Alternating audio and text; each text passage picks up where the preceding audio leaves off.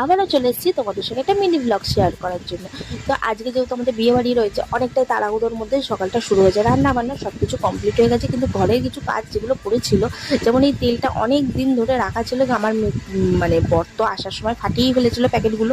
ভাগ্যিস ওপরে এই নীল প্যাকেটটা ছিল, যার জন্য তেলগুলো ওয়েস্ট যায়নি, তার ভিতরে ছিল, তাই ছেনে পুচে ভালো করে কাচিয়ে বার করেছি।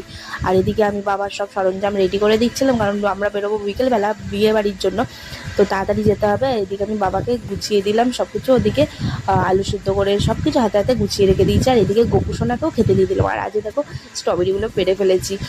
বড় স্ট্রবেরিটা বেশ মিষ্টি ছিল, ছোটোটা একটু টক ছিল, জানি না এত তাড়াতাড়ি রং ধরে যাচ্ছে, কিন্তু টক টক কেন থাকছে, বেশ ভালো লাগলো। আর এদিকে গিফটটা র্যাপ করে নিয়েছি।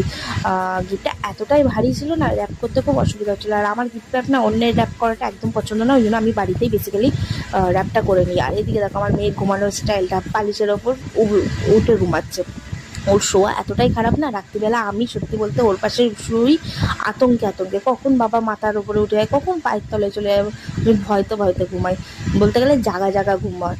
আর এখানে আমরা রেডি হয়ে চলে যাচ্ছিলাম, মেয়েকে একটা হালকা পাতলা জামা পরিয়ে নিয়েছিলাম, যেহেতু ট্রেনে যাব অনেকটাই দূর, ওই জন্য কষ্ট যাতে না হয় ওই জন্য। আর ওদিকে ওর বাবা বসে পড়েছে, আর ও মানে বসতে চাইছিল না, আর পাশে একজনকে পাঁপড় খেতে দেখে, আর বাচ্চারা এমনই হয়, পাশে কাউকে খেতে দেখলে অমনই খেতে চায়, তো ওই জন্য ওকে একটা কিনে দেওয়া হয়েছে। আর এত বড় পাঁপড়, ওর সারা রাস্তা, মানে একটা পাঁপড়েই ওর সারা রাস্তা কভার হয়ে গেছে, কুটকুট করে খেয়েছে। আর দেখো হাতের থেকে পাঁপড় বড় হয়ে গেছিলো। আর এদিকে আমরা খেতে বসে গেছি, আর বউ বরের ফটো তুলবো কি, আমার মেয়ে যা দুষ্টামি করেছিল দেখেছো, ওর চোখের কোনায় জল, মানে কাঁদছিল, ও থাকবে না নিচে, গরমটা পড়েছে তো ওই জন্য। উপরে খোলামেলা ছাদ দেখলাম, তা উপরে চলে আসলাম।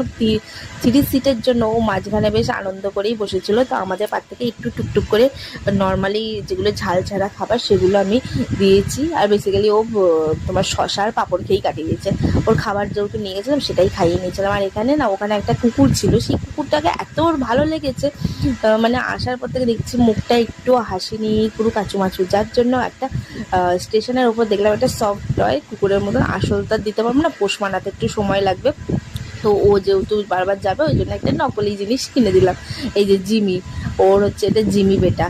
তো ও এটাকে পেয়ে খুব খুশি। এই ট্রেনে না ও মানে ওর সঙ্গে এত খেলা করছিল, আর ফাঁকা ট্রেন ছিল, অনেকটাই রাত্রি হয়ে গেছিলো, এইভাবেই আমরা আজকের দিনটা কেটে গেল।